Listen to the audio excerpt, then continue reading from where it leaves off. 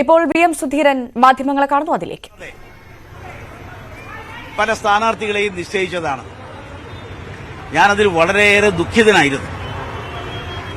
അതുകൊണ്ട് ആ ഒരു അനുഭവം, അതിനൊരു മാറ്റമുണ്ടാകണം. ആ മാറ്റം ശ്രീ സുധാകരനിലൂടെ, ശ്രീ സതീശനിലൂടെ ഉണ്ടാകും എന്നൊരു വലിയ പ്രതീക്ഷ എനിക്കുണ്ടായിരുന്നു. അതുകൊണ്ട് തന്നെ അവർ ചുമതലയേറ്റ് ആദ്യം ചേർന്ന രാഷ്ട്രീയകാര്യ സമിതിയിൽ ഞാൻ പറഞ്ഞത് ഇപ്രകാരമാണ്: ഈ സ്ഥാനങ്ങൾ നിശ്ചയിക്കുമ്പോൾ ഇന്ന ഗ്രൂപ്പിന് ഇന്ന ജില്ല എന്ന് ചാർത്തി കൊടുക്കാതെ ഓരോ ജില്ലയിൽ നിന്നും DCC പ്രസിഡന്റ് ഉൾപ്പെടെയുള്ള പേരുകൾ വരുമ്പോൾ ആ പേരുകാർ ആ സ്ഥാനത്തിന് അനുയോജ്യരാണോ അല്ലയോ എന്ന് കൂട്ടായി ചർച്ച ചെയ്യണം. ഒരു പേര് വന്നാൽ ആ പേരിന്റെ ഉടമസ്ഥൻ ആ സ്ഥാനത്തിന് അർഹനാണോ അല്ലയോ എന്ന് കൂട്ടായി ചർച്ച ചെയ്യണം. അപ്പൊ ഞാൻ പറഞ്ഞു, നിങ്ങൾ ഗ്രൂപ്പ് നേതാക്കന്മാരെ വിളിക്കൂ, പഴയ PCC പ്രസിഡന്റുമാരെ വിളിക്കൂ, നമുക്ക് ചർച്ച ചെയ്യാം. പിന്നെ ഒരാളുടെ പേരും ഞാൻ പറയാൻ ഉദ്ദേശിക്കുന്നില്ല എന്നും പറഞ്ഞു. നിർഭാഗ്യവശാൽ ആ രീതിയിലല്ല കാര്യങ്ങൾ പോയത്. ആദ്യത്തെ ആലോചനാ യോഗത്തിൽ തന്നെ മുൻ പ്രസിഡന്റുമാരെ ഒഴിവാക്കി. അതിൽ ശ്രീ മുരളീധരൻ മാത്രമാണ് പരസ്യമായി വിയോജിപ്പ് പ്രകടിപ്പിച്ചത്. ഞങ്ങളാരും പരസ്യമായി പറയാൻ പോയില്ല. അത് കഴിഞ്ഞ് പിന്നെ കണ്ടത് ഡൽഹിയിൽ ഏകപക്ഷീയമായി യാതൊരു ചർച്ചയും കൂടാതെ DCC പ്രസിഡന്റുമാരെ നിശ്ചയിക്കുന്നതാണ്. അവരുടെ പേര് AICC കൈമാറുന്നതായിട്ടാണ്. അപ്പോൾ സ്വാഭാവികമായി ഇതിന്റെ ഭാഗമല്ല എന്ന് ബോധ്യമായി. അത് പ്രവർത്തകർ കൂടി അറിയുന്നത് നല്ലതാണ് എന്നുള്ളതുകൊണ്ട് ഞാൻ ഫേസ്ബുക്കിൽ ഒരു കുറിപ്പ് കൊടുത്തു, ഒരു വിയോജന കുറിപ്പ്. അതിനുശേഷമാണ് ശ്രീ സുധാകരൻ എന്നെ കാണാൻ വന്നത്. കാണാൻ വന്നപ്പോൾ ഞാൻ പറഞ്ഞു, നിങ്ങളുടെ രീതി ശരിയല്ല. ഇത് നേരത്തെ ഉണ്ടായതിനേക്കാളും മോശമായൊരു തലത്തിലേക്കാണ് കാര്യങ്ങൾ നീങ്ങുക. ആ ഒരവസ്ഥ വരരുത്. അതുകൊണ്ട് കൂട്ടായ ചർച്ച വേണം, കൂട്ടായ ആലോചന വേണം. മെറിറ്റിന്റെ അടിസ്ഥാനത്തിൽ, യോഗ്യതയുടെ അടിസ്ഥാനത്തിൽ വേണം ഓരോ സ്ഥാനങ്ങളിലേക്കും ആളുകളെ നിയോഗിക്കാൻ. നിർഭാഗ്യവശാൽ ആ തരത്തിലുള്ളൊരു ചർച്ചയുണ്ടായില്ല. ഏകപക്ഷീയമായ അനൗൺസ്മെന്റ് വന്നു. യാതൊരു വിധത്തിലുള്ള കൂടിയാലോചനകൾ കൂടെ നടന്നതിനെ സംബന്ധിച്ച് എന്റെ വിയോജിപ്പ് പ്രകടിപ്പിച്ചു. പക്ഷേ ശ്രീ സുധാകരനാകട്ടെ മറ്റാരുമാകട്ടെ അവരുടെ നിലപാടിൽ യാതൊരു മാറ്റവും വരുത്തിയില്ല. അപ്പൊ ഈ ശൈലി സംഘടനയ്ക്ക്, പാർട്ടിക്ക് ഗുണകരമല്ല എന്ന് ബോധ്യപ്പെട്ടതിന്റെ അടിസ്ഥാനത്തിലാണ് ഞാൻ ഹൈക്കമാൻഡിന് ഇതിനെക്കുറിച്ച് പരാതി അയച്ചു. ഈ രീതി ആപൽക്കരമാണ്, പഴയത് ആവർത്തിക്കും, പഴയ ഗ്രൂപ്പ് മത്സരത്തേക്കാൾ അപ്പുറത്തോട്ടാണ് കാര്യങ്ങൾ നീങ്ങുന്നത്. പണ്ട് രണ്ട് ഗ്രൂപ്പിന്റെ താൽപര്യം മാത്രമേ സംരക്ഷിക്കപ്പെടേണ്ടതുള്ളൂ എന്ന് വരികിൽ ഇന്നിപ്പോൾ അതിനേക്കാളും കൂടുതൽ ഗ്രൂപ്പുകൾ വരുന്ന സാഹചര്യം കാണുന്നു. അതുകൊണ്ട് ഹൈക്കമാൻഡ് ഇടപെടണം എന്നാവശ്യപ്പെട്ടുകൊണ്ട് ഹൈക്കമാൻഡിന് ഈ കാര്യങ്ങളെല്ലാം സംബന്ധിച്ച് കത്തുകൾ അയച്ചു. യാതൊരു പ്രതികരണവും ഉണ്ടായില്ല. അതേ തുടർന്നാണ് ഞാൻ രാഷ്ട്രീയകാര്യ സമിതിയിൽ നിന്നും രാജിവെച്ചത്. പിന്നീട് ഓൾ ഇന്ത്യ കോൺഗ്രസ് കമ്മിറ്റി അംഗത്വവും രാജിവെച്ചു. ഞാൻ രാജിവെച്ചതിന് ശേഷം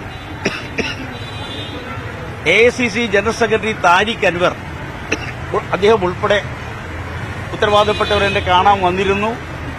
പ്രശ്നങ്ങൾക്ക് പരിഹാരം ഉണ്ടാക്കും, ഈ രീതിയിൽ മാറ്റം വരും എന്നൊക്കെ അതിനെ ശ്രമിക്കും എന്നൊക്കെ പറഞ്ഞിരുന്നു. ഒരു ദിവസം പ്രിയപ്പെട്ട രാഹുൽ ഗാന്ധി എന്നെ വിളിച്ചിരുന്നു. അദ്ദേഹവും പ്രശ്നങ്ങൾക്ക് പരിഹാരം ഉണ്ടാക്കുമെന്നാണ് എന്നോട് പറഞ്ഞിരുന്നത്. പക്ഷെ നിർഭാഗ്യവശാൽ കഴിഞ്ഞ 2 വർഷമായി യാതൊരു പരിഹാരമുണ്ടായില്ല എന്ന് മാത്രമല്ല, അന്നത്തേതിൽ നിന്നും ഗ്രൂപ്പ് രാഷ്ട്രീയം കുറെ കൂടി വിപുലമായ തലത്തിലേക്ക് പോയി. നേരത്തെ 2 ഗ്രൂപ്പാണ് ഉണ്ടായിരുന്നതെങ്കിൽ ഇപ്പോൾ അത് 5 ഗ്രൂപ്പാകുന്ന ഒരു സാഹചര്യം. ഞാൻ പേര് പറയുന്നില്ല, ഓരോ ഗ്രൂപ്പിനെയും നയിക്കുന്നതിന്റെ പേര് പറയേണ്ട കാര്യമില്ല. 5 ഗ്രൂപ്പ് കൂടെ ഉണ്ട് എന്നുള്ളത് യാഥാർത്ഥ്യമാണ്.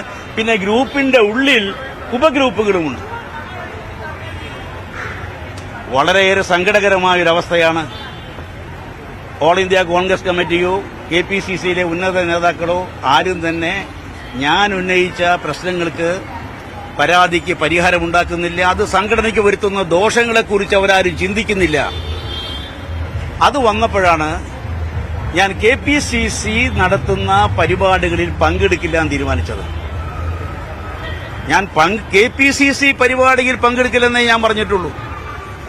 അതേ സമയത്ത് ഞാൻ കേരളത്തിലെ ജില്ലാ കോൺഗ്രസ് കമ്മിറ്റികൾ നടത്തുന്ന പരിപാടികളിൽ ഞാൻ പങ്കെടുക്കുന്നുണ്ട്. ഒട്ടുമിക്ക DCCകളും നടത്തുന്ന പരിപാടികളിൽ ഞാൻ പങ്കെടുക്കാറുണ്ട്. ഇപ്പൊ കോൺഗ്രസിന്റെ ജന്മദിനം സംബന്ധിച്ച് കൊല്ലം ജില്ലയിലെ കൊല്ലം DCC നടത്തിയ പരിപാടിയുടെ ഉദ്ഘാടനം ചെയ്ത് നിർവഹിച്ചത് ഞാനാണ്. ശബരിമല പ്രശ്നം സംബന്ധിച്ച് പത്തനംതിട്ട DCC നടത്തിയ സമരം ഉദ്ഘാടനം ചെയ്തത് ഞാനാണ്. പ്രിയപ്പെട്ട ലീഡർ K. കരുണാകരന്റെ ചരമവാർഷികം പ്രമാണിച്ച് കോഴിക്കോട് DCC സംഘടിപ്പിച്ച അനുസ്മരണ സമ്മേളനം ഉദ്ഘാടനം ചെയ്തത് ഞാനാണ്. കർഷക ആത്മഹത്യയെ തുടർന്ന് ആലപ്പുഴ DCC നടത്തിയ കർഷക മാർച്ച് അത് ഉദ്ഘാടനം ചെയ്തത് ഞാനാണ്. തൃശൂർ DCCയുടെ പരിപാടികളിൽ സ്ഥിരമായി ഞാൻ പങ്കെടുക്കാറുണ്ട്. ഞാൻ KPCC യോഗത്തിൽ പങ്കെടുക്കാൻ തീരുമാനിച്ച ശേഷമാണ് തൃശൂർ DCC നടത്തിയ പദയാത്ര. ആ പദയാത്രയിൽ 7-8 കിലോമീറ്റർ ഞാൻ DCC പ്രസിഡന്റിനോടൊപ്പം നടന്നു. VD സതീശന്റെ പദയാത്ര ഉദ്ഘാടനം ചെയ്തത് ഞാനാണ്. അപ്പൊ KPCCയുടെ പരിപാടികളിൽ KPCC നേതൃത്വത്തിന്റെയും AICCയുടെയും ശരിയല്ലാത്ത നിലപാടിനെ തുടർന്ന് അതിനോട് വിയോജിപ്പ് പ്രകടിപ്പിച്ചുകൊണ്ട് ഞാൻ പങ്കെടുക്കാറില്ലെങ്കിലും പാർട്ടി പരിപാടികളിൽ ഞാൻ സജീവമായി പങ്കെടുത്തിരുന്നു. സജീവ പങ്കാളിത്തമുണ്ടായിരുന്നു. കേരളത്തിൽ എത്രയോ പാർട്ടി പരിപാടിയിൽ ഞാൻ പങ്കെടുത്തിരിക്കുന്നു. പാർട്ടി പരിപാടികൾ മാത്രമല്ല, പൊതുപരിപാടികളിലും ഞാൻ പങ്കെടുക്കാറുണ്ട്. അങ്ങനെ പങ്കെടുത്തു വരുന്ന ഒരാളെ ഞാൻ പാർട്ടി വിട്ടു എന്ന് KPCC ബഹുമാന്യനായ KPCC പ്രസിഡന്റ് പറയാന്ന് പറയുമ്പോൾ എന്താ അദ്ദേഹത്തെക്കുറിച്ച് പറയേണ്ടത്? അദ്ദേഹം പറയുന്ന പല കാര്യങ്ങളെക്കുറിച്ചും അദ്ദേഹത്തിന് തന്നെ പിന്നെ കൃത്യമായിട്ട് മനസ്സിലാക്കാൻ സാധിക്കുന്നില്ല. അദ്ദേഹം തിരുത്തേണ്ടി വരുന്നുണ്ട്.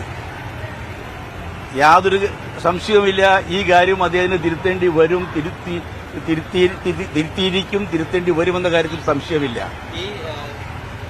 ഞാൻ ഒരു കാരണവശാലും അങ്ങനെ അദ്ദേഹത്തോട് പറഞ്ഞിട്ടില്ല. തന്നെയല്ല, അതിലൊരു ഔചിത്യരാഹിത്യം അദ്ദേഹത്തിന്റെ ഭാഗത്തുനിന്നുണ്ട്. കാരണം KPCC യോഗത്തിൽ ഞാൻ അഭിപ്രായപ്പെട്ട കാര്യങ്ങൾ അത് സംബന്ധിച്ച് അദ്ദേഹം പ്രതികരിക്കേണ്ടത് KPCC യോഗത്തിലാണ്. KPCC യോഗത്തിൽ പ്രതികരിക്കാതെ അദ്ദേഹം ചെയ്തത് പരസ്യമായി പ്രതികരിക്കുകയാണ്. ഞാൻ ചോദിക്കട്ടെ, KPCC യോഗം കഴിഞ്ഞു ഇന്നലെ. ഏതെങ്കിലും ഒരു മാധ്യമ പ്രവർത്തകനെ, മാധ്യമ സുഹൃത്തിനെ ഞാൻ വിളിച്ചിട്ടുണ്ടോ? നിങ്ങൾ പറയൂ. ഒരൊറ്റ മാധ്യമ പ്രവർത്തകരെ, ദൃശ്യമാധ്യമ സുഹൃത്തുക്കളായാലും പത്രമാധ്യമ സുഹൃത്തുക്കളായാലും ഒരാളെപ്പോലും ഞാൻ വിളിച്ചിട്ടില്ല. കാരണം പാർട്ടി യോഗത്തിൽ പറഞ്ഞ അഭിപ്രായങ്ങൾ പാർട്ടി യോഗത്തിൽ പറഞ്ഞതാണ്. നേതൃത്വത്തിന് അതേക്കുറിച്ച് അഭിപ്രായമുണ്ടെങ്കിൽ പാർട്ടി യോഗത്തിലാണ് പറയേണ്ടത്. അവിടെ പറയാതെ പരസ്യമായി മാധ്യമങ്ങളുമായുള്ള സംഭാഷണത്തിൽ അങ്ങനൊരു അഭിപ്രായം, അതും വസ്തുതാവിരുദ്ധമായൊരു കാര്യം തെറ്റിദ്ധാരണാജനകമായി അദ്ദേഹം അവതരിപ്പിച്ചത് വളരെ തെറ്റായ ഒരു പ്രവണതയാണ്. ഒരിക്കലും ഒരു KPCC പ്രസിഡന്റിന്റെ ഭാഗത്തു നിന്നും ഉണ്ടാകാൻ പാടില്ലാത്തതാണ് എന്ന് ആദ്യമേ വിനയപുരസരം ഞാൻ പറയട്ടെ. മറ്റൊന്ന്, എനിക്ക് പറയാനുള്ളത് പറഞ്ഞു കഴിഞ്ഞു. ഞാൻ പറഞ്ഞു കഴിഞ്ഞ് ഞാൻ പിന്നെ നേരെ സ്ഥലം വിട്ടു എന്നാണ്. ഞാൻ വളരെ ഇഷ്ടപ്പെടുന്ന നേതാവായിരുന്നു പ്രിയരഞ്ജൻ ദാസ് മുൻഷി ഞങ്ങൾക്കൊക്കെ ഹരമായിരുന്നു. അദ്ദേഹം പ്രസിഡന്റായിരുന്നു. ഓൾ ഇന്ത്യ യൂത്ത് കോൺഗ്രസിന്റെ ജനറൽ സെക്രട്ടറിയായി ഞാൻ പ്രവർത്തിച്ചിട്ടുണ്ട്. അദ്ദേഹവുമായി സമ്മത്സരമുള്ള ബന്ധമാണ്. ആ ദാസ് മുൻഷിയുടെ സഹധർമ്മിണി കൂടിയായ ദീപ അവർകൾ അവരിവിടെ വന്നു. ഇപ്പൊ സന്തോഷമാണ്. ദാസ് മുൻഷി സഹധർമ്മിണിയുടെ വന്നു, AICC ചുമതലയായി വന്നു എന്നുള്ള സന്തോഷമാണ്. പക്ഷേ സുധാകരൻ ചെയ്ത അതേ ഔചിത്യരാഹിത്യം അവരുടെ ഭാഗത്തുനിന്നുണ്ടായി. ആ പ്രിയ സഹോദരിയുടെ ഭാഗത്തുനിന്നുണ്ടായത് എന്താ? PM സുധീരൻ തനിക്ക് പറയാനുള്ളത് പറഞ്ഞു കഴിഞ്ഞ് ആള് സ്ഥലം വിട്ടു. പിന്നെയും ഈ ഒരു യോഗം 2 മണിക്കൂർ നീണ്ടു നിന്നിരുന്ന പറയുന്നത്. ശരിയാണ്.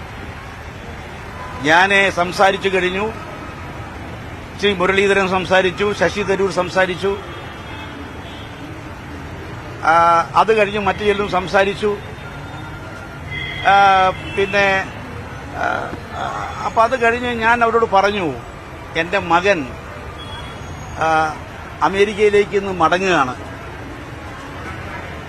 നെടുമ്പാശ്ശേരിയിൽ നിന്നാണ് വിമാനം. എനിക്ക് മകനെ അക്കമ്പനി ചെയ്തുകൊണ്ട് അങ്ങോട്ട് പോകേണ്ടി വരും. അതുകൊണ്ട് എനിക്ക് അധിക സമയം ഇരിക്കാൻ പറ്റില്ല, എന്നെ പോകാൻ അനുവദിക്കണം എന്ന് അവരോട് ഞാൻ പറഞ്ഞു. അപ്പോൾ പറഞ്ഞു, അതല്ല, ഞാനിപ്പോൾ ഒരു താങ്കൾ പറഞ്ഞ കാര്യങ്ങളെക്കുറിച്ചും കൂടി ഞാനൊരു ക്ലാരിഫിക്കേഷൻ നടത്തുന്നുണ്ട്, അപ്പോൾ അത് കഴിഞ്ഞിട്ടാവട്ടെ എന്ന് പറഞ്ഞു. ശരി, ഞാനിരുന്നു. ഈ പത്രത്തിൽ വന്ന പോലെയൊന്നുമില്ല, അവർ പിടിച്ചിരുത്തിയെന്നൊക്കെ പറയുന്നില്ല, അതൊന്നും ശരിയല്ല.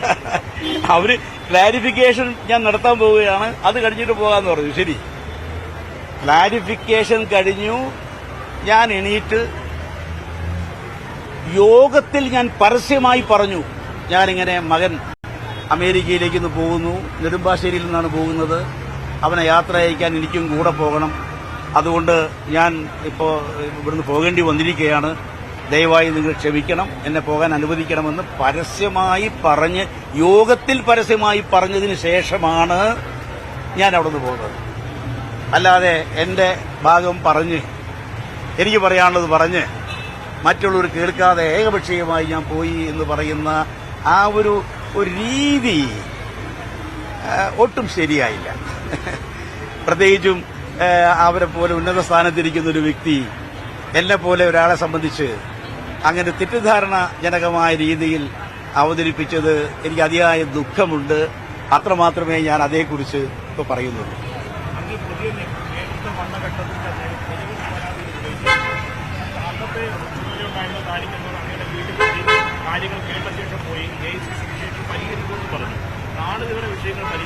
അതായത് 2 വർഷം ഞാൻ കാത്തിരുന്നു.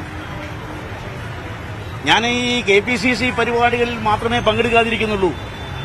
KPCC സ്പോൺസർ ചെയ്യുന്ന പരിപാടികളിൽ, KPCC മീറ്റിംഗിൽ, മറ്റു ഞാൻ നേരത്തെ പറഞ്ഞല്ലോ, DCCകളുടെ പരിപാടികളിലും മറ്റു പാർട്ടി പരിപാടികളിലും UDF പരിപാടികളിലും ഞാൻ പങ്കെടുക്കാറുണ്ട്. ഇപ്പൊ UDFന്റെ കുറ്റവിചാരണ സദസ്സിൽ ഞാൻ പലയിടത്തും പോയിരുന്നു, ഞാൻ പങ്കെടുക്കുന്നുണ്ട്. അപ്പോ ഈ തരത്തിൽ എന്താ നേരത്തെ സൂചിപ്പിച്ചത്, നിരവധി പരാതികൾ, അതെ, ഞാൻ 2 വർഷം ഞാൻ കാത്തിരുന്നു. എന്നെ വളരെ ദുഃഖിപ്പിച്ചൊരു സംഗതി ഞാൻ പോലും അത്ഭുതപ്പെട്ടു പോയി. എന്നെ പോലൊരാൾ വളരെ പ്രധാനപ്പെട്ട ഒരു കാര്യം, സുപ്രധാനമായ കാര്യം, നിർണായകമായ ചില കാര്യങ്ങളെക്കുറിച്ച് കേരളത്തിലെ കോൺഗ്രസിന് മുൻ അനുഭവങ്ങൾ ഉണ്ടായതിന്റെ അടിസ്ഥാനത്തിൽ അത്തരം അനുഭവങ്ങൾ ഉണ്ടാകരുത് എന്നുള്ള ഉത്തമ താൽപര്യത്തിന്റെ അടിസ്ഥാനത്തിൽ ഞാൻ നിർദ്ദേശിച്ച അഭിപ്രായങ്ങളെ സംബന്ധിച്ച് ഒരു തരത്തിലും ചർച്ച ചെയ്യാൻ, ആദ്യത്തെ ചർച്ച ചെയ്യുമെന്ന് പറഞ്ഞിരുന്നെങ്കിലും ഒരു തരത്തിലും ചർച്ച ചെയ്ത് പരിഹാരമുണ്ടാക്കാൻ AICCയുടെയോ KPCCയുടെയോ ഉത്തരവാദപ്പെട്ട ഒരാൾ പോലും എന്നെ കണ്ടിട്ടില്ല. തന്നെയുമല്ല, എന്നെ വേദനിപ്പിച്ച മറ്റൊരു കാര്യമുണ്ട്. KPCC നേതാക്കന്മാരോട് ചിലർ ചോദിക്കുമ്പോൾ പറയും, അദ്ദേഹം പണി നിർത്തിപ്പോയി. ഞാൻ കേരളത്തിലെ എല്ലാ സ്ഥലങ്ങളിലും യോഗങ്ങൾക്ക് കോൺഗ്രസ് പരിപാടിയിൽ പങ്കെടുക്കുമ്പോഴാണ് ഈ പറയുന്നത്, അദ്ദേഹം പണി നിർത്തി പോയിരിക്കുകയാണ്. അപ്പൊ ഒരു കാര്യം മനസ്സിലായി, ഇവരുടെയൊക്കെ ആറ്റിറ്റ്യൂഡ്, അഭിപ്രായ വ്യത്യാസമുള്ളവർ, വിയോജിപ്പുള്ളവർ പോകട്ടെ, പാർട്ടി വിട്ടു പോകട്ടെ, പാർട്ടിയിൽ നിഷ്ക്രിയരാവട്ടെ, അതൊന്നും തങ്ങൾക്ക് പ്രശ്നമല്ല. എന്തൊരു തെറ്റായ ഒരു പ്രവർത്തന ശൈലിയാണത്. ഞാൻ ആലോചിക്കുകയാണ്, ഞങ്ങളുടെയൊക്കെ പഴയ KSU യൂത്ത് കോൺഗ്രസ് കാലത്തൊക്കെ ഏതെങ്കിലും ഒരാൾക്ക് വയലാർ രവി, AK ആന്റണി, ഉമ്മൻചാണ്ടി, PC ചാക്കോ, അങ്ങനെ ആ കാലഘട്ടം ഞാൻ ഓർക്കുകയാണ്, ഞങ്ങളൊക്കെ ഉണ്ടായിരുന്ന കാലഘട്ടം. ഏതെങ്കിലും KK വിശ്വനാഥ് KPCC പ്രസിഡന്റ്, ആ കാലമൊക്കെ ഓർക്കുകയാണ്. AK ആന്റണി KPCC പ്രസിഡന്റ്, ആ കാലമൊക്കെ ഓർക്കുകയാണ്. ആർക്കെങ്കിലും പരാതി ഉണ്ടെങ്കിൽ, ആരെങ്കിലും മാറി നിൽക്കുന്നുണ്ടെങ്കിൽ അവരുടെ വീട്ടിൽ പോയി കണ്ട് സംസാരിച്ച് അവരെ കൂടി മുഖ്യധാരയിലേക്ക് വീണ്ടും സജീവമാക്കുക എന്നുള്ളതാണ് അന്നത്തെ ശൈലി. ഇപ്പോഴത്തെ ശൈലി എന്താ? ഒരാള് മാറി നിൽക്കുന്നുണ്ടെങ്കിൽ അയാൾ പോട്ടെ. അപ്പൊ എനിക്ക് മനസ്സിലായി, ഏതായാലും ഇവരുടെ നിലപാട് ഒട്ടും ആരോഗ്യകരമല്ല, ഒട്ടും തൃപ്തികരമല്ല. നമ്മളൊക്കെ പാർട്ടിയിൽ നിന്നും പോകണമെന്നാണ് അവർ ആഗ്രഹിക്കുന്നത് എന്നെനിക്ക് മനസ്സിലായി. പക്ഷെ ഒരു കാര്യം ഞാൻ തുറന്നു പറയുകയാണ്, അവരൊക്കെ കോൺഗ്രസിൽ വരുന്നതിന് മുമ്പേ തന്നെ ഞാൻ കോൺഗ്രസ്സുകാരനാണ്. ഞാൻ ജനിച്ചത് കോൺഗ്രസ്സാണ്. ഞാൻ 16 വയസ്സിൽ KSUവിന്റെ വയലാർ രവി പ്രസിഡന്റായ സംസ്ഥാന കമ്മിറ്റിയിൽ 21 അംഗ സമിതിയിൽ സ്കൂൾ വിദ്യാർത്ഥികളെ പ്രതികരിച്ചുകൊണ്ട് അംഗമായി വന്ന ആളാണ്. അന്ന് മുതൽ വിദ്യാർത്ഥി യുവജന രംഗത്തും തുടർന്ന് കോൺഗ്രസ് രംഗത്തും സജീവമായി പ്രവർത്തിക്കുന്ന ഒരാളാണ്. അങ്ങനെയുള്ള എന്നെപ്പോലുള്ള ആളുകൾ, ഞാൻ മാത്രമല്ല, എന്നെപ്പോലുള്ള ആളുകൾ, അവർ പോയാൽ പോകട്ടെ എന്നതാണ് മനസ്ഥിതി. അവരൊക്കെ പണി നിർത്തിപ്പോയി എന്ന പ്രചരണമാണ് നടത്തുന്നത്. അപ്പോഴേക്ക് നമുക്ക് കാര്യം മനസ്സിലായി, ഇവരാരും സതുദ്ദേശത്തോടെ പ്രവർത്തിക്കുന്നവരല്ല. അതുകൊണ്ട് ഞാനങ്ങ് തീരുമാനിച്ചു. ഞാൻ കഴിഞ്ഞ ദിവസം AK ആന്റണിയുമായി 2 മണിക്കൂർ സംസാരിച്ചു. അദ്ദേഹവുമായി സംസാരിച്ചപ്പോൾ തന്നെ എന്റെ മനസ്സിന്റെ ഭാരം വളരെയേറെ കുറഞ്ഞു. അതേ തുടർന്ന് ഞാൻ തന്നെ ആരും പറഞ്ഞിട്ടില്ല, ഞാൻ തന്നെ തീരുമാനിച്ചു, ഒരു കാര്യം ചെയ്യാം, ഇനിയിപ്പോ ഇവരാരെയും കാത്തു നിൽക്കണ്ട. കാരണം കോൺഗ്രസ് എന്റേതു കൂടിയാണ്, ഈ മഹത്തായ പ്രസ്ഥാനം എന്റേതു കൂടിയാണ്. അപ്പോ അതുകൊണ്ട് ഇനി ഇവരാരെയും ഇനി കാത്തു നിൽക്കേണ്ട കാര്യമില്ല. അതുകൊണ്ട് ഞാൻ തീരുമാനിച്ചു, ഏതായാലും പാർട്ടി യോഗങ്ങളിൽ, KPCC യോഗങ്ങളിൽ പങ്കെടുത്ത് പറയാനുള്ളത് അവിടെ പറയാൻ തീരുമാനിച്ചു. അങ്ങനെയാണ് ഞാൻ ഇന്നലെ യോഗത്തിൽ ചെന്നത്. പറയാനുള്ളത് പറഞ്ഞു. അതേക്കുറിച്ചൊന്നും, ഞാൻ പറഞ്ഞ കാര്യങ്ങളെക്കുറിച്ചൊന്നും അവർക്കൊരു മറുപടിയില്ല. ആകെ അവർ പറഞ്ഞൊരു പോയിന്റ്, ഞാൻ മറ്റൊരു പ്രധാനപ്പെട്ട കാര്യം പറഞ്ഞു. കോൺഗ്രസിനെ സംബന്ധിച്ച് എന്റെ മനസ്സിനെ അലട്ടുന്നൊരു ഏറ്റവും പ്രധാനപ്പെട്ട വിഷയമാണ് കോൺഗ്രസിന്റെ സാമ്പത്തിക നയങ്ങൾ, മതേതരത്വം സംബന്ധിച്ച കാഴ്ചപ്പാട്. നമുക്കറിയാം, കോൺഗ്രസിനെ സംബന്ധിച്ച് നമ്മളൊക്കെ എപ്പോഴും ആവേശം കൊള്ളിക്കുന്നതാണ് പണ്ഡിറ്റ് ജവഹർലാൽ നെഹ്റുവിന്റെയും ഇന്ദിരാഗാന്ധിയുടെയും സാമ്പത്തിക നയങ്ങൾ. ഈ രാജ്യത്തെ ബാങ്കുകൾ ദേശസൽക്കരിച്ചു, ഇൻഷുറൻസ് ദേശസൽക്കരിച്ചു, പൊതുമേഖലാ സ്ഥാപനങ്ങളെ വളർത്തി രാജ്യത്തെ പുരോഗതിയിലേക്ക് നയിച്ചു. എന്തിനേറെ, ലോക സാമ്പത്തിക രംഗം പോലും തകർന്നു വീണപ്പോൾ ഇന്ത്യയിൽ ഒരു ഉലച്ചിലുമില്ലാതെ ഇന്ത്യ പിടിച്ചു നിന്നത് ജവഹർലാൽ നെഹ്റുവിന്റെയും ഇന്ദിരാഗാന്ധിയുടെയും സാമ്പത്തിക നയങ്ങളുടെ ഫലമായിട്ടാണ്. അത്രമാത്രം അഭിമാനകരമായ സാമ്പത്തിക നയം. അതുപോലെയാണ് അവർ ഉയർത്തിപ്പിടിച്ച മതേതര മൂല്യങ്ങൾ. ഇത് രണ്ടിലും വെള്ളം ചെരുക്കുന്ന സാഹചര്യം. 91-ലെ നവ ലിബറൽ സാമ്പത്തിക നയം, ഞാൻ മൻമോഹൻ സിംഗിനെയോ അല്ലെങ്കിൽ നരസിംഹറാവുവിന്റെയോ ആ സതുദ്ദേശം ഞാൻ കുറ്റം പറയില്ല. അവർ തുടങ്ങി വെച്ചതൊരു പക്ഷേ നല്ല ഉദ്ദേശത്തോടുകൂടിയായിരിക്കാം. പക്ഷെ എന്താ അതിന്റെ ആത്യന്തികമായ ഫലം? ശരിക്കു പറഞ്ഞാൽ ഇന്ന് BJP രാജ്യത്തിന്റെ സമ്പത്ത് അംബാനിമാരുടെ മുമ്പിൽ അടിയറ വയ്ക്കുമ്പോൾ അവർ പറയുന്നത് എന്താ? We are following the Congress policies, we are implementing the Congress policies, we are implementing what Congress has initiated. ഇതാണ് നിർമ്മല സീതാരാമനും BJP നേതാക്കളും പറയുന്നത്. അതുകൊണ്ട് തന്നെ ഞാൻ സോണിയാഗാന്ധിക്ക് ചിന്തൻ ശിബിരിന്റെ സമയത്ത് ഞാൻ എഴുതി. 2020-ൽ 21-ൽ 2 കത്തുകൾ ഞാൻ അയച്ചു. നമ്മുടെ സാമ്പത്തിക നയങ്ങൾ പുനഃപരിശോധിക്കണം. സാമ്പത്തിക നയങ്ങൾ BJP കോൺഗ്രസിന്റെ സാമ്പത്തിക നയങ്ങളുടെ ചൂട് പിടിച്ചാണ് ചെയ്യുന്നതെന്ന് അവർ അവകാശപ്പെടുന്നു, അവകാശവാദം ഉന്നയിക്കുന്നു. അതുകൊണ്ട് ഈ നയത്തിൽ മാറ്റം വരണം. നെഹ്റുവിന്റെയും ഇന്ദിരാഗാന്ധിയുടെയും സാമ്പത്തിക നയങ്ങളിലേക്ക് മടങ്ങിപ്പോകണം. അതുപോലെ തന്നെയാണ് മതേതരത്വം സംബന്ധിച്ച നിലപാട്. മതേതരത്വം ഇന്ത്യൻ നാഷണൽ കോൺഗ്രസിന്റെ കാർഡിനൽ പ്രിൻസിപ്പിളാണ്. ഏറ്റവും പ്രധാനപ്പെട്ട അടിസ്ഥാന തത്വമാണ് മതേതരത്വം. ആ മതേതര മൂല്യങ്ങൾ വെള്ളം ചേർക്കപ്പെടുന്നു. നമുക്കറിയാം, പല സാഹചര്യങ്ങൾ കൊണ്ട് ഇപ്പോ പല സ്റ്റേറ്റുകളിലും മൃദു ഹിന്ദുത്വവുമായി മുന്നോട്ട് പോയി. അവിടെ പോയ സ്ഥലങ്ങളിലൊക്കെ കോൺഗ്രസ് പരാജയപ്പെടുകയാണുണ്ടായത്. ഒരു കാര്യം വളരെ ശരിയാണ്, BJP വെച്ചു പുലർത്തുന്ന തീവ്ര വർഗീയത, തീവ്ര ഹിന്ദുത്വ വികാരം, അതിനെ മൃദു ഹിന്ദുത്വ വികാരം കൊണ്ട് കൗണ്ടർ ചെയ്യാൻ പറ്റില്ല. ഹിന്ദുത്വ വികാരമുള്ളവർ തീവ്ര വികാരത്തിന്റെ കൂടെയാണ് പോകുക, മൃദു വികാരത്തിന്റെ കൂടെയല്ല പോകുക. ഈ അനുഭവം നമ്മുടെ മുന്നിലുണ്ട്. അതുകൊണ്ടാണ് സോണിയാഗാന്ധിക്ക് ഞാൻ 2020-ലും 2021-ലും അയച്ച കത്ത്, ചിന്തൻ ശിബിരിൽ കോൺഗ്രസിന്റെ ഈ കാര്യങ്ങളെക്കുറിച്ച് ചർച്ച നടത്തണം എന്നാവശ്യപ്പെട്ടുകൊണ്ട് അയച്ച കത്ത്, 2022-ൽ അയച്ച കത്ത്. ആ കത്തിൽ ഇതെല്ലാം പഴയ കാര്യങ്ങളെല്ലാം ചൂണ്ടിക്കാണിച്ചുകൊണ്ടുള്ള കത്ത് കൂടി കവർ ചെയ്തുകൊണ്ടാണ്, അത് ഉള്ളടക്കം ചെയ്തുകൊണ്ടാണ് ഞാൻ അയച്ചത്. ഞാൻ പറഞ്ഞു, hard Hindutva cannot be counted by soft Hindutva. അതുകൊണ്ട് നമ്മൾ പഴയ ജവഹർലാൽ നെഹ്റുവിന്റെ മതേതര മൂല്യങ്ങൾ, ഇന്ദിരാഗാന്ധിയുടെ മതേതര മൂല്യങ്ങൾ, അതിലേക്ക് മടങ്ങിപ്പോകണം എന്ന് കൃത്യമായി അഭിപ്രായപ്പെട്ടുകൊണ്ടുള്ള കത്താണ് സോണിയാഗാന്ധിക്ക് പകർപ്പ് രാഹുൽ ഗാന്ധിക്കും വെച്ചുകൊണ്ട് അയച്ചു കൊടുത്തത്. സോണിയാഗാന്ധിയുടെ മറുപടി എനിക്ക് വന്നു, ഈ കാര്യങ്ങളെല്ലാം പരിശോധിക്കാമെന്ന് അവർ എനിക്ക് അയച്ച കത്തിൽ പറഞ്ഞിട്ടുണ്ട്. അതാണ് ഞാൻ അന്നേര യോഗത്തിൽ വായിച്ചത്. കാരണം ഈ രാമക്ഷേത്രം സംബന്ധിച്ചുള്ള ഇപ്പോൾ ഞാൻ പറയുന്ന അഭിപ്രായങ്ങൾ പെട്ടെന്നൊരു ദിവസം കൊണ്ട് പറയുന്നതല്ല. എന്റെ മനസ്സിനെ അലട്ടിക്കൊണ്ടിരിക്കുന്ന, കോൺഗ്രസിന് ദോഷകരമാണ് എന്ന് വർഷങ്ങളായി ഞാൻ വിലയിരുത്തിയിട്ടുള്ള ആ തെറ്റായ നയങ്ങൾ, ആ മൃദു ഹിന്ദുത്വം, അതിന് മാറ്റം വരുത്തണം, അതിന് അവസാനം കുറിക്കണം. നെഹ്റുവിന്റെയും ഇന്ദിരാഗാന്ധിയുടെയും മതേതര മൂല്യങ്ങളിലേക്ക് അത് ഉയർത്തിപ്പിടിക്കണം, അതിലേക്ക് മടങ്ങണം എന്ന് ആവശ്യപ്പെട്ടത്. അതുകൊണ്ടാണ് അവിടെയാണ് രാമക്ഷേത്രം സംബന്ധിച്ചുള്ള പുതിയ വിഷയം വരുന്നത്.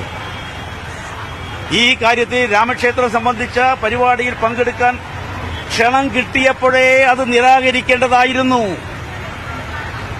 അത് നിരസിക്കേണ്ടതായിരുന്നു.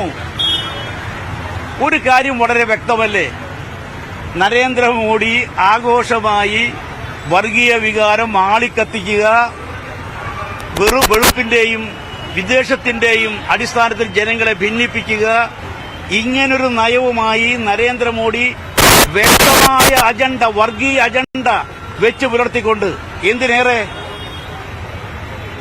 വിശ്വാസികൾ ആരാധിക്കുന്ന ശ്രീരാമനെ കുറിച്ച് പോലും തെറ്റായി ചിത്രീകരിച്ചുകൊണ്ട്, ശ്രീരാമൻ നമുക്കറിയാം മര്യാദാ പുരുഷോത്തമനാണ്, രാജ്യം നേടിയെടുക്കാൻ വേണ്ടി പടവെട്ടിയ ആളല്ല, ത്യാഗം സഹിച്ച പുണ്യപുരുഷനാണ്. ആ ശ്രീരാമനെ ഇന്ന് അപകീർത്തിപ്പെടുത്തുന്ന നിലപാടാണ് നരേന്ദ്രമോദിയും കൂട്ടരും സ്വീകരിക്കുന്നത്, അപമാനിക്കുന്ന നിലപാടാണ് സ്വീകരിക്കുന്നത്. അതുകൊണ്ട് ശ്രീരാമന്റെ പേരിൽ രാമക്ഷേത്രം നിർമ്മിച്ചുകൊണ്ട് അതൊരു രാഷ്ട്രീയ അജണ്ടയാക്കി മാറ്റുന്ന നിലപാട്, ആ രാഷ്ട്രീയ അജണ്ടയാക്കുന്ന നിലപാടിലേക്ക് ആളെ കൂട്ടാൻ, അത് ശക്തിപ്പെടുത്താൻ വേണ്ടി മറ്റുള്ളവരെ ക്ഷണിക്കുമ്പോൾ ആ ഗൂഢതന്ത്രം എന്തെന്ന് തിരിച്ചറിയാൻ സാധിക്കണം. തിരിച്ചറിഞ്ഞുകൊണ്ട് കയ്യോടെ ആ ക്ഷണം നിരാകരിക്കണം, നിരസിക്കണം, തള്ളിക്കളയണം. അതാണ് വേണ്ടത്.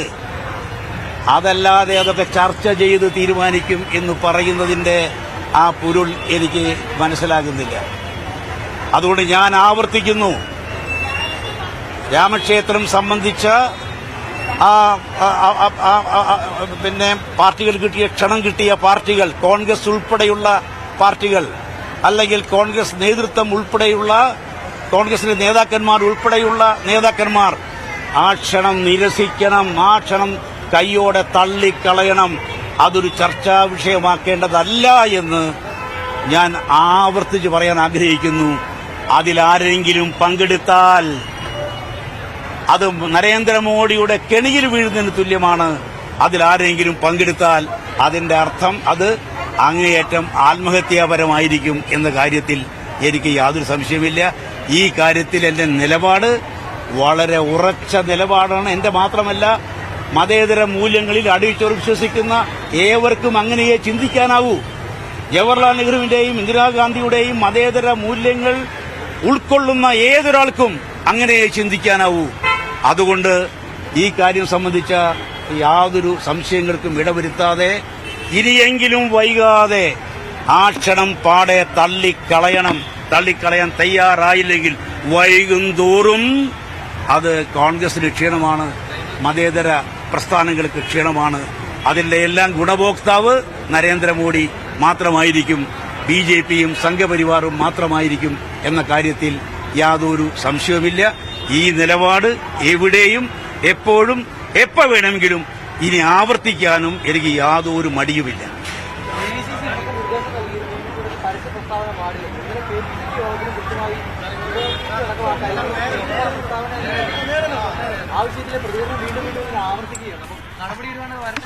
അല്ല, അതൊന്നുമല്ല. ഈ വക കാര്യങ്ങളൊന്നും അങ്ങനെ കൈകാര്യം ചെയ്യാവുന്നതല്ല. കോൺഗ്രസിനെ പോലെ ഒരു രാഷ്ട്രീയ പ്രസ്ഥാനത്തിൽ ഈ അടിസ്ഥാനപരമായ വിഷയമാണിതൊക്കെ. ഈ തരം കാര്യങ്ങളൊക്കെ അങ്ങനെ ഏതെങ്കിലും രീതിയിൽ കൈകാര്യം ചെയ്യാം എന്ന് കരുതുന്നത് തന്നെ ശരിയായൊരു സമീപനമാണ് എന്നെനിക്ക് അഭിപ്രായമില്ല. അതിലേക്കൊന്നും പോകാതെ എത്രയും പെട്ടെന്ന് ഏതൊരു പാർട്ടിയെ സംബന്ധിച്ചും കൃത്യമായ നിലപാട്, കൃത്യമായ രാഷ്ട്രീയ നിലപാട്, കൃത്യമായ അജണ്ട അത് തീരുമാനിക്കുക എന്നുള്ളത്, സമയത്തിന് യഥാസമയം തീരുമാനിക്കുക എന്നുള്ളതാണ് ഏറ്റവും പരമപ്രധാനമായിട്ടുള്ളത്. അല്ലാതെ ചർച്ച ചെയ്ത് വലിച്ചു നീട്ടി പോകുന്നത് അങ്ങേയറ്റം ആത്മഹത്യാപരമായ ഒരു കാര്യമായിരിക്കും എന്ന കാര്യത്തിൽ ഈ സംശയമില്ല.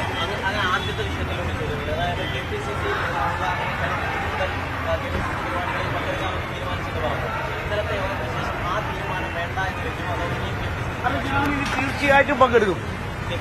KPCC യോഗങ്ങളിൽ കൃത്യമായിട്ട് പങ്കെടുക്കും. കാരണം അവരാഗ്രഹിക്കുന്നത് ഞാൻ പങ്കെടുക്കരുത് എന്നാണെന്ന് മനസ്സിലായിരിക്കും. അവരാഗ്രഹിക്കുന്നത് ഈ പാർട്ടിയിൽ തന്നെ ഞാൻ ഉണ്ടാകരുത് എന്നാണ് എനിക്ക് മനസ്സിലായി. അവരുടെ ഉദ്ദേശം നല്ലതല്ല എന്ന് ബോധ്യപ്പെട്ടപ്പോൾ അതിന് നിന്നുകൊടുക്കുന്നത് ശരിയല്ലല്ലോ. അതുകൊണ്ട് ഞാൻ പങ്കെടുക്കാൻ തന്നെയാണ് തീരുമാനിച്ചുള്ളത്. പറയാനുള്ള കാര്യങ്ങളൊക്കെ ആരുടെ വിലക്കുണ്ടെങ്കിലും പറയാൻ എനിക്ക് യാതൊരു മടിയുമില്ല. ഞാൻ പറയുകയും ചെയ്യും.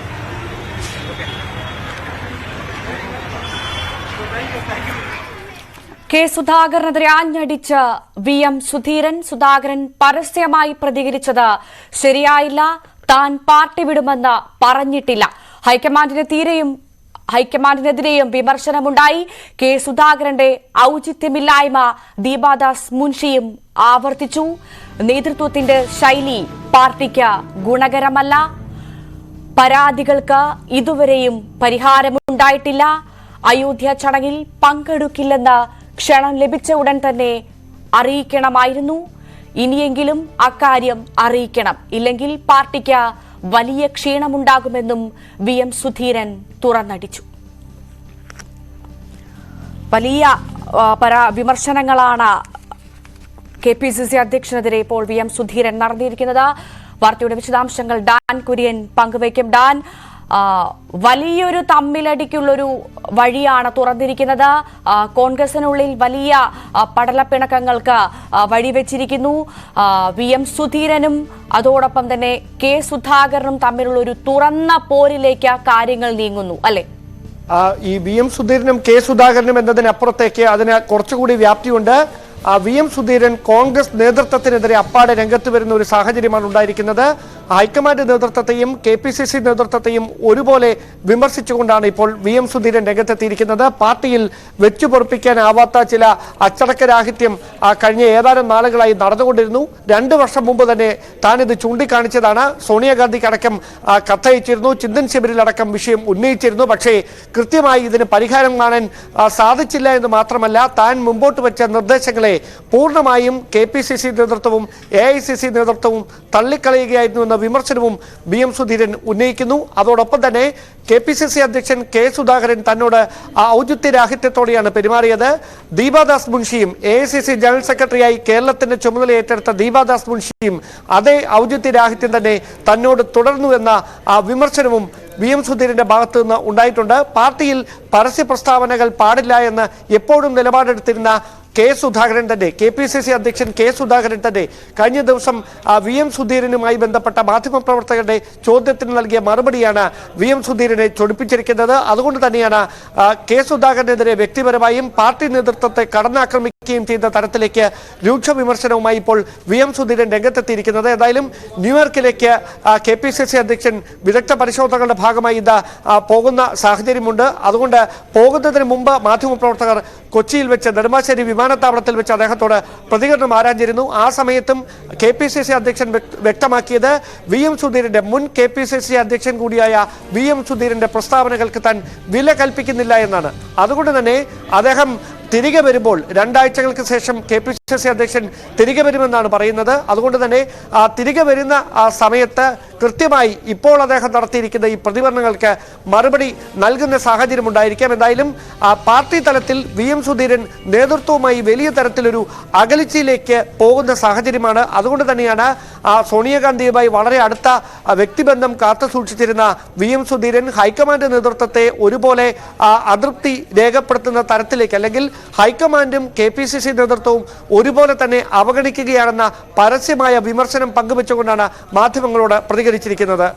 ഭവ്യ, തീർച്ചയായും ഒരു പോരാട്ടത്തിൽ തന്നെയാണ് താൻ ഉറച്ചു നിൽക്കുന്നത് എന്ന് തെളിയിക്കുന്നത് തന്നെയാണ് സുധീരന്റെ പ്രസ്താവനകൾ. അക്കാര്യത്തിൽ തർക്കമില്ല. എന്തായാലും സുധാകരൻ പറഞ്ഞത് പലതും തിരുത്തേണ്ടി വരുമെന്ന് കൃത്യമായി അടിവരയിട്ടുകൊണ്ട് തന്നെ സുധീരൻ പറയുന്നത് നമ്മൾ കേട്ടതാണ്. അതുമാത്രമല്ല, അദ്ദേഹം സംസ്ഥാന നേതൃത്വത്തിനെതിരെ മാത്രമല്ല ഹൈക്കമാൻഡിനെതിരെ പോലും തുറന്നടിച്ചു അല്പസമയം മുൻപ്. അത് ഏതെങ്കിലും തരത്തിലുള്ള ഒരു നടപടികളിലേക്ക് കടക്കാൻ സാധ്യതയുണ്ട്. അത് മാത്രമല്ല, താനിപ്പോഴും പാർട്ടി വിട്ടിട്ടില്ല എന്നുള്ളൊരു പരാമർശം സുധാകരൻ നടത്തിയത് തെറ്റായി പോയി എന്ന് പോലും സുധീരൻ പറഞ്ഞിരിക്കുന്നു. അത്തരത്തിലുള്ള കാര്യങ്ങളിലേക്ക് വരുമ്പോൾ പ്രധാനമായി എടുത്തു പറയേണ്ടത്, നേരത്തെ കോൺഗ്രസിനുള്ളിൽ 2 ഗ്രൂപ്പുകൾ മാത്രമായിരുന്നു ഉണ്ടായിരുന്നത്. പക്ഷേ ഇപ്പോൾ അതല്ല സ്ഥിതി. ആ ഗ്രൂപ്പുകളുടെ കളിയാണ് കോൺഗ്രസിൽ. 5 ഗ്രൂപ്പുകളാണ് കോൺഗ്രസിനുള്ളിൽ ഇപ്പോഴുള്ളത് എന്ന തരത്തിലൊക്കെയുള്ള വിമർശനങ്ങളാണ്, രൂക്ഷമായ വിമർശനങ്ങളാണ് പാർട്ടി നേതൃത്വത്തിനെതിരെ VM സുധീരൻ ഉന്നയിക്കുന്നത്. പക്ഷേ അങ്ങനെയൊക്കെ പറയുമ്പോഴും VM സുധീരൻ നടത്തുന്ന പ്രസ്താവനകൾക്ക് പൊതു സ്വീകാര്യത ലഭിക്കുന്നുണ്ടോ, അല്ലെങ്കിൽ പാർട്ടിയിലെ മറ്റ് നേതാക്കളുടെ പിന്തുണ ലഭിക്കുന്നുണ്ടോ എന്നതാണ് ഏറ്റവും പ്രസക്തമായ കാര്യം. അത്തരത്തിൽ ഒരു പിന്തുണ ലഭിക്കാത്തിടത്തോളം കാലം ഇതൊരു ഒറ്റയാൾ പോരാട്ടം മാത്രമായി മാറും. മാത്രവുമല്ല, കോൺഗ്രസിന്റെ പുതിയ നേതൃത്വത്തിനെതിരെ ഇനിയും ഒരു നേർക്കുനേർ ഏറ്റുമുട്ടലിലേക്ക് കടന്നാൽ VM സുധീരന്റെ രാഷ്ട്രീയ ഭാവി എന്താകും എന്ന ചോദ്യവും ഏറെ പ്രസക്തമാണ്. അതുകൊണ്ട് തന്നെ VM സുധീരൻ അത്തരമൊരു പരസ്യമായ വിഴുപ്പരക്കലിലേക്കാണോ കടക്കുക, അതോ ഇന്ന് തനിക്ക് പറയാനുള്ളതെല്ലാം പറഞ്ഞ ഈ വിവാദത്തിൽ നിന്ന് അദ്ദേഹം വഴുതി മാറുമോ? ഇതാണ് ഇനി ഏറ്റവും ശ്രദ്ധേയമായിട്ടുള്ള കാര്യം. എന്തായാലും പ്രതിപക്ഷ നേതാവുമായി ബന്ധപ്പെട്ട ഒരു കാര്യങ്ങളിലും അദ്ദേഹം പരസ്യമായ പ്രതികരണങ്ങൾ നടത്തുന്നില്ല. K സുധാകരനെ മാത്രമാണ് കടന്നാക്രമിച്ചിരിക്കുന്നത്. അതോടൊപ്പം KPCC നേതൃത്വത്തിന് പുറമെ AICC നേതൃത്വവും തന്നോട് അവഗണനയാണ് തുടരുന്നത് എന്ന് അദ്ദേഹം ആവർത്തിക്കുകയും ചെയ്യുന്നു. ഒരു കാര്യം വ്യക്തമാണ്, VM സുധീരൻ കഴിഞ്ഞ ഏറെ നാളായി സജീവമായി കോൺഗ്രസിന്റെ നേതൃതലത്തിലുള്ള രാഷ്ട്രീയ പ്രവർത്തനങ്ങളിൽ നിന്നൊക്കെ വിട്ടുനിൽക്കുന്ന ഒരു സാഹചര്യമുണ്ട്. അതുകൊണ്ട് തന്നെ അദ്ദേഹം സജീവ രാഷ്ട്രീയത്തിൽ നിന്ന് മാറി നിൽക്കുകയാണ് എന്ന പ്രതീതിയൊക്കെ പരക്കുന്നതിനിടയിലാണ് നേതൃത്വത്തോടുള്ള അതൃപ്തിയാണ് ഇത്തരമൊരു തീരുമാനമെടുക്കാൻ തന്നെ പ്രേരിപ്പിച്ചത് എന്ന് വ്യക്തമാക്കിക്കൊണ്ട് VM സുധീരൻ മാധ്യമങ്ങളോട് ഇങ്ങനെയൊരു പ്രതികരണം നടത്തിയിരിക്കുന്നത്. തീർച്ചയായും എന്തായാലും പറഞ്ഞതുപോലെ തന്നെ ഈ VM സുധീരന്റെ രാഷ്ട്രീയ ഭാവി അതെന്താകും എന്നുള്ളതും ഒരു ചോദ്യമായി അവശേഷിക്കുകയാണ്. അതോടൊപ്പം തന്നെ ഡാൻ, ഈ സംസ്ഥാനത്ത് ഈ പ്രതിപക്ഷം പല കാര്യങ്ങളിലും ദുർബലമാണെന്നുള്ളൊരു പൊതുവിമർശനം നിൽക്കുമ്പോൾ തന്നെയാണ് ഇത്തരത്തിലുള്ളൊരു തമ്മിലടി നേതാക്കൾ തമ്മിൽ ഉയരുന്നത്. ഇത് കോൺഗ്രസിനെ കൂടുതൽ ദുർബലപ്പെടുത്തുകയല്ലേ ചെയ്യുന്നത്? VM സുധീരൻ നടത്തിയ പ്രസ്താവന പാർട്ടിയെ അപ്പാടെ അത്തരത്തിൽ പ്രതിരോധത്തിലാക്കുമെന്നൊന്നും പറയാൻ വയ്യ. കാരണം VM സുധീരൻ KPCC അധ്യക്ഷനായിട്ടിരുന്ന സമയത്ത് അദ്ദേഹത്തിന് ഉണ്ടായിരുന്ന നേതാക്കളുടെ ഒരു പിന്തുണ ഇപ്പോൾ അദ്ദേഹത്തിനുണ്ടോ എന്നത് സംശയമുണ്ടാക്കുന്ന കാര്യമാണ്. അദ്ദേഹത്തിന്റെ ആത്മരോഷം ഇങ്ങനെ പരസ്യമാക്കി എന്നതിനപ്പുറത്തേക്ക് അതിനോട് കൂടുതൽ പ്രതികരണങ്ങൾ നടത്തി പാർട്ടിയെ അവമതിപ്പുണ്ടാക്കുന്ന തരത്തിലേക്ക് ബാക്കി നേതാക്കൾ മാറുമോ എന്നതൊക്കെ കാത്തിരുന്ന് കാണണം. മാത്രമല്ല, ഇന്നലെ KPCCയുടെ നേതൃയോഗം നടന്നിരുന്നു. AICCയുടെ പുതിയ ജനറൽ സെക്രട്ടറിയായി ചുമതലയേറ്റ കേരളത്തിന്റെ ചുമതല ഏറ്റെടുത്ത ദീപാദാസ് മുൻഷി അടക്കം യോഗത്തിൽ പങ്കെടുക്കുകയും കർശനമായ നിർദ്ദേശമാണ് നേതാക്കൾക്ക് നൽകിയിരിക്കുന്നത്. പാർട്ടിക്ക് അവമതിപ്പുണ്ടാക്കുന്ന, പാർട്ടിയെ പ്രതിരോധത്തിലാക്കുന്ന ഒരു തരത്തിലുള്ള പ്രതികരണങ്ങളും നേതാക്കളുടെ ഭാഗത്ത് നിന്ന് സമൂഹ മാധ്യമങ്ങളിലൂടെയോ അല്ലാതെയോ ഉണ്ടാകാൻ പാടില്ല എന്ന കർശനമായ നിർദ്ദേശം, അയോധ്യ വിഷയത്തിലടക്കം പരസ്യമായ പ്രതികരണങ്ങൾക്ക് പോകരുത് എന്ന നിർദ്ദേശമൊക്കെ ഉയർന്നു. അതിന് തൊട്ടു പിന്നാലെ ഒരു ദിവസം പിന്നിടുമ്പോൾ VM സുധീരൻ നേതൃത്വത്തിനെതിരെ തന്നെ ആ നിർദ്ദേശം നൽകിയ ദീപാദാസ് മുൻഷിക്കെതിരെ അടക്കം വിമർശനവുമായി രംഗത്ത് വരുമ്പോൾ അതിനെ പ്രതിരോധിക്കാൻ വേണ്ടി ഏതെങ്കിലും നേതാക്കൾ പരസ്യ പ്രസ്താവനയുമായി ഇനി അങ്ങോട്ട് രംഗത്തെത്തുമോ എന്നതാണ് ഏറ്റവും ശ്രദ്ധേയമായിട്ടുള്ള കാര്യം. അതിനപ്പുറത്തേക്ക് VM സുധീരൻ ഇപ്പോൾ നടത്തിക്കൊണ്ടിരുന്ന പ്രസ്താവനകൾക്ക് പൊതുസ്വീകാര്യത ലഭിക്കാത്തിടത്തോളം കാലം അത് കോൺഗ്രസിനെ കുഴപ്പത്തിലാക്കില്ല, VM സുധീരന്റെ നിലനിൽപ്പ് പ്രതിരോധത്തിലാക്കുന്ന സാഹചര്യമായിരിക്കും ഉണ്ടാകുക. പക്ഷെ അപ്പോൾ പോലും ഈ ലോക്സഭാ തെരഞ്ഞെടുപ്പ് അടുത്തിരിക്കുന്ന സാഹചര്യത്തിൽ ചേരിപ്പോര കോൺഗ്രസ് ഭയക്കേണ്ടത് തന്നെയാണ്. എന്തായാലും K സുധാകരനെതിരെ ആഞ്ഞടിച്ചിരിക്കുകയാണ് VM സുധീരൻ. സുധാകരൻ പരസ്യമായി പ്രതികരിച്ചത് ശരിയായില്ല എന്നും താൻ പാർട്ടി വിടുമെന്ന് പറഞ്ഞിട്ടില്ല എന്നും ഹൈക്കമാൻഡിനെതിരെയും അദ്ദേഹം വിമർശനം ഉന്നയിക്കുന്നുണ്ട്. K സുധാകരന്റെ ഔചിത്യമില്ലായ്മ ദീപാദാസ് മുൻഷിയും ആവർത്തിച്ചു എന്നടക്കം ഇപ്പോൾ VM സുധീരൻ പ്രതികരിച്ചു. ഡാൻ കുര്യനാണ് വാർത്തയുടെ വിശദാംശങ്ങൾ പങ്കുവച്ചത്. വളരെ വേഗം തിരിച്ചെത്താം ഇടവേളയ്ക്ക് ശേഷം.